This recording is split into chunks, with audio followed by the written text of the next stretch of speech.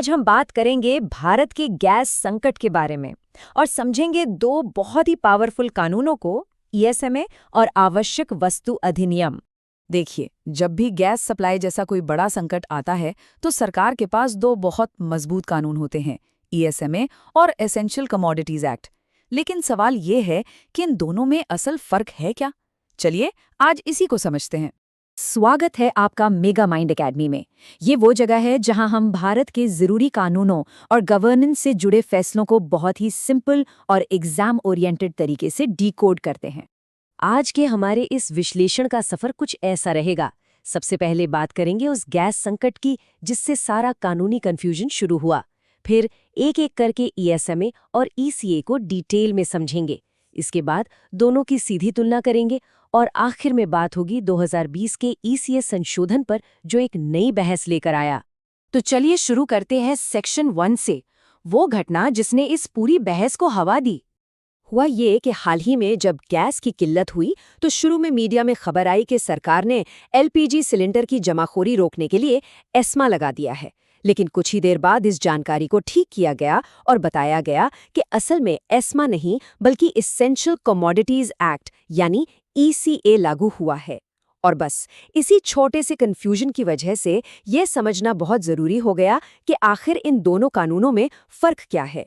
तो चलिए इस कंफ्यूजन को दूर करने के लिए सबसे पहले ईएसएमए को ही समझते हैं।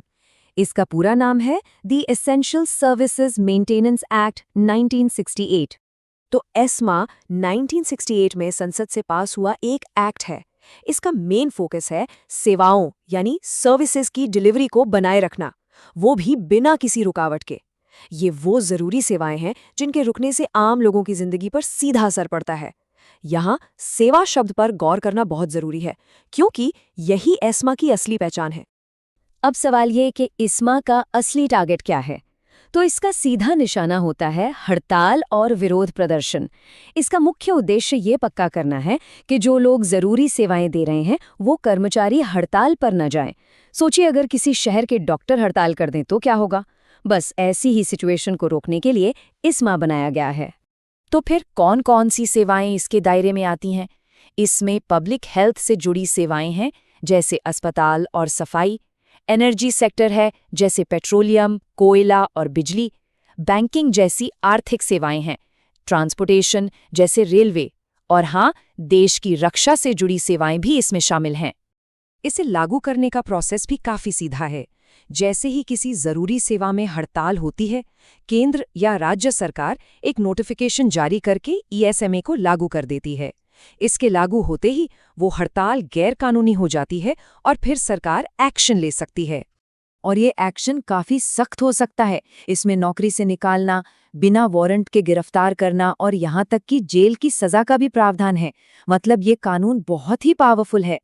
चलिए अब बात करते हैं उस कानून की जो गैस संकट में असल में लागू हुआ था, द एसेंशियल कमोडिटीज एक्ट 1955, जिसे हम शॉर्ट में ईसीए कहते हैं। ईसीए जैसा कि नाम से ही साफ है, ये वस्तुओं यानी गुड्स या कमोडिटीज से जुड़ा कानून है। ये 1955 में बनाया गया था और इसका काम है जरूरी सामान के प्रोडक्शन, सप्लाई और डिस्ट्रीब्यूशन को कंट्रोल करना। तो याद रखिए, ईएसएमए सेवाओं के लिए और ईसीए वस्तुओं के लिए। तो ईसीए का मेन टारगेट क्या है? इसका निशाना है जमाखोरी और कालाबाजारी। इसका सीधा सा मकसद ये है कि जरूरी सामान आम लोगों को सही दाम पर मिलता रहे। जैसे गैस संकट के समय हुआ, जब कुछ लोगों ने सिलेंडर जमा करने शुरू कर दिए तो सरकार ने ईसीए का इस्तेमाल किया।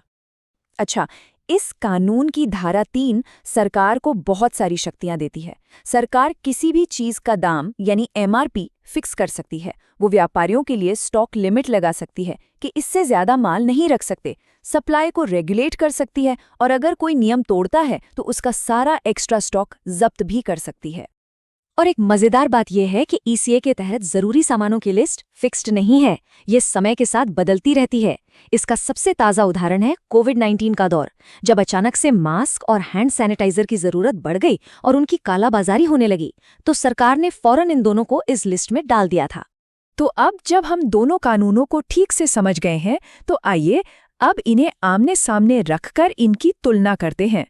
देखिए, सबसे बड़ा फर्क है इनके फोकस में।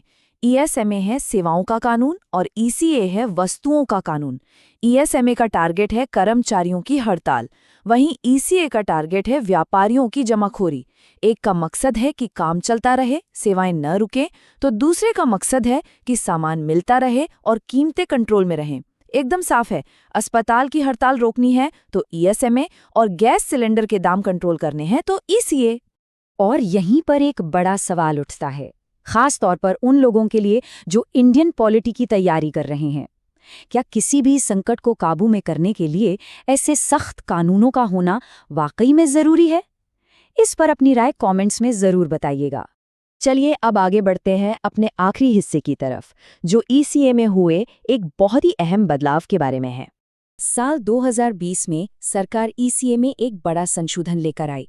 इस बदलाव के बाद अनाज, दाल, आलू और प्याज जैसी खेती से जुड़ी चीजों को सामान्य हालात में ईसीए के कंट्रोल से बाहर कर दिया गया। यानी अब नॉर्मल सिचुएशन में इन पर स्टॉक लिमिट नहीं लगाई जा सकती।